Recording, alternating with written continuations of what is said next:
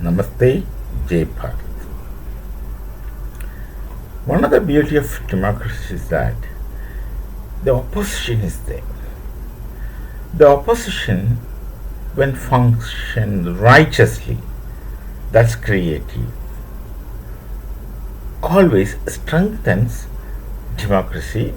And if democracy is legitimate, transparent, and strong, people's interests shall be kept or maintained, or people shall not suffer. That's an ideal situation. So, normally we aspire for an opposition.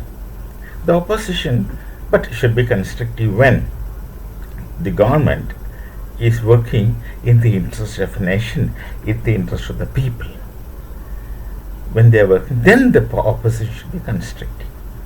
As we understand, our present government and my Prime Minister had been working in the interest of the people and also in the interest of Bharat, the nation, right from his day one in the office. As he had been doing it for 3 times in Gujarat. We lived there when he was Chief Minister of Gujarat. His interest was his people. And of course, while in Gujarat itself, he was keeping Bharat ideal in front of him always, and we are witness to that. But here, our opposition, presently the Congress, I'm talking about Congress, and of course they have supporters, allies, etc. They have been so miserably irresponsible.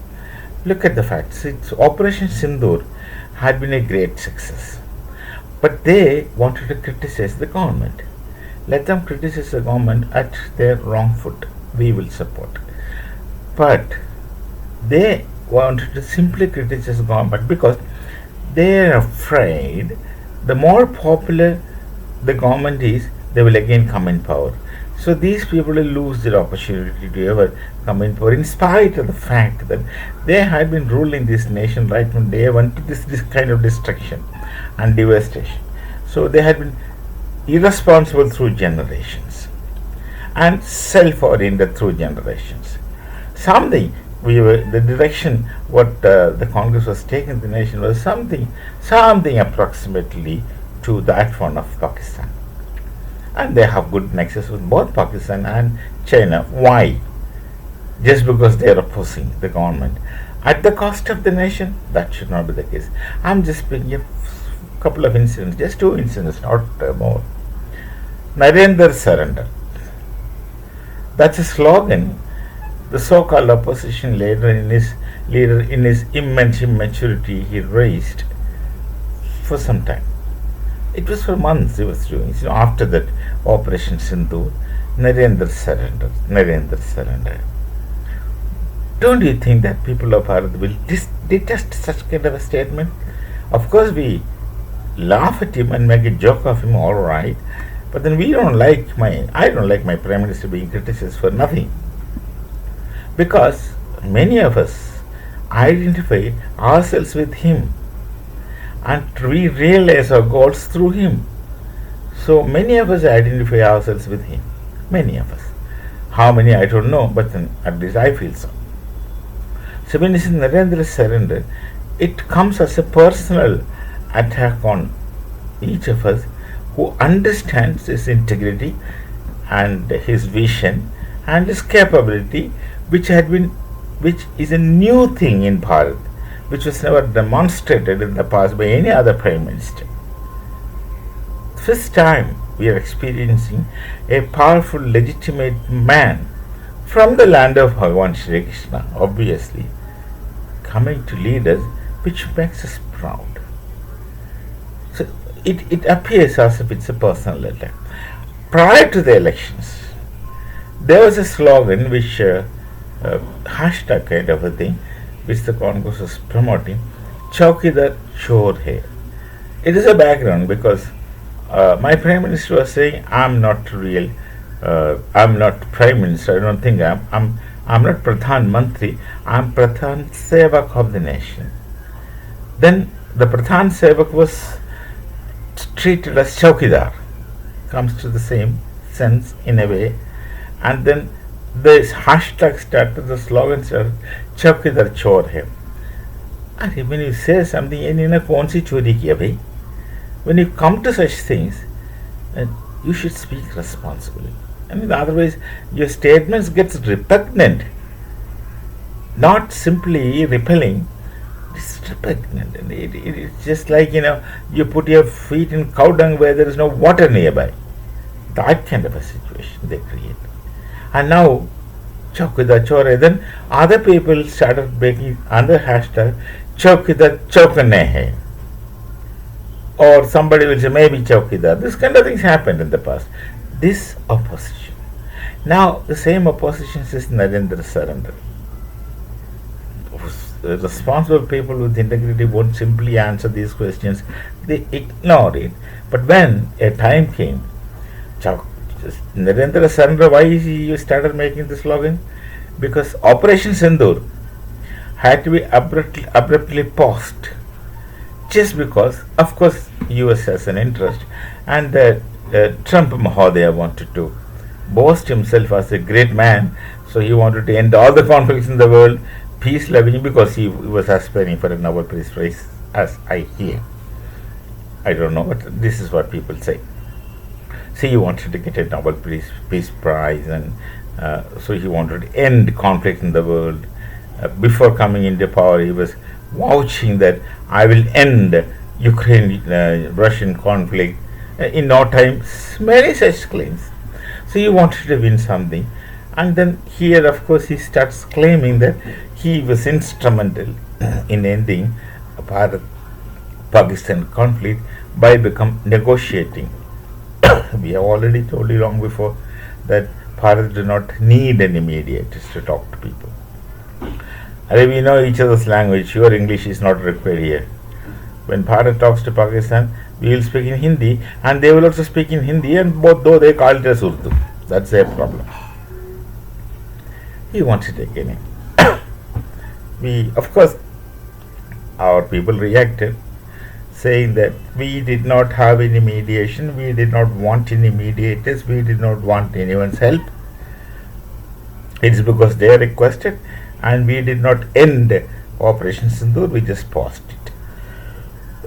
Sorry. This time in G7, my Prime Minister made it very clear that there was no mediation, there was no mediators, because we don't need any mediators. We don't want somebody to tell us, you just do this, do that. Basically, Hindus don't listen to others in that sense, because the Hindu Dharma, Hindu religion, gives us freedom and the opportunity to choose any deity and worship the way you want. In the Frankfurt School critical theory, people laud it as critical theory as something great. The same critical theory in much more intense and meaningful sense existed in the Mimamsa system of philosophy in Bharat. We would criticize, we would question, and we would only accept once that is convincing to us. That's Hindu nature. Basically Hindu nature. Those who want to accept will accept it, and those who want to question can question it, and there are ways to question it, and they have been prescribed. That's our one of the philosophical system, the Mimamsa system of philosophy. Shankaracharya belongs to that school, Uttara Mimamsa, and that's a different. That I am deviating then if I speak about philosophy. So we don't want someone else to come and tell us do this and do that, when we already know what to do and what not to do. We have our system of understanding, we have our knowledge of things, and on the basis of that we can make our own judgments, because we are responsible for the judgments that we make, and we are accountable for the judgments what we make, and we respect the judgments what we make. We don't want someone else to come and tell do this, do that. That person who knows nothing about anything about Bharat or us, our situation, society, Sanskriti, etc. So he made that claim. So this opposition leader, I don't like to take names just like that. The opposition wanted to say that Bharat surrendered. So Narendra surrendered. My Prime Minister's name is Narendra Bhai, Damodar Bhai Modi. So Narendra surrendered. Now that is a kind of pun. kind of jargon way play. That's the kind of thing which people do in filmy and cricket English, not academic English. The film English, the cricket English, they're not academic English. So the opposition speaks film language of not even real appropriate rhetoric, but just base rhetorics they make. And then he replied nicely in G7, and then they did not open their mouth afterwards. They'll find something else in future. And now, the big story that ran in the world for some time, as the Pakistan failed in capital arrest Marshall, Asim Munir was invited to a Pakistan army function, some parade like thing, some 250 years or something of their years of I don't know if it is really correct or not, but then he was invited, the story got narrated. Then the White House assistant behind it said, I invited anyone, they don't invite outsiders, it seems. Actually, that story was narrated originally by these our opposition people. I've seen a video clipping by someone saying that he's been invited. Now, whose side are they? They are supposed to speak for the nation. Don't politicize your mother. For us, the nation is our mother. So do not just politicize your mother. And if you are up to that extent, you have no space in the Sanskriti of Bharat. You are a misfit. You don't belong, if such kind of things. You don't belong to this Sanskriti. We are people with Sanskriti and culturized, in other ways, in English. And if you don't have any place in such places, when you don't belong to the land, your motherland that we consider, and you don't behave according to that. Now, opposition or rule or whatever, you should show the integrity as a Bharatiya, in English, Indian. If you can't behave like an Indian, don't claim to be an Indian, or don't pose to be an Indian, or try to pretend that you're speaking for India. You can't be a nationalist. So this is the kind of thing that goes on in this opposition. This is where democracy gets abused, misused for individual personal interest. The beauty of democracy is destroyed by short-sighted nitwits of this nature. They're not less than any comedians, certainly not less than any comedians. We shall meet again with some other thought. Namaste. Jai Bharat, Jai Siya Ram.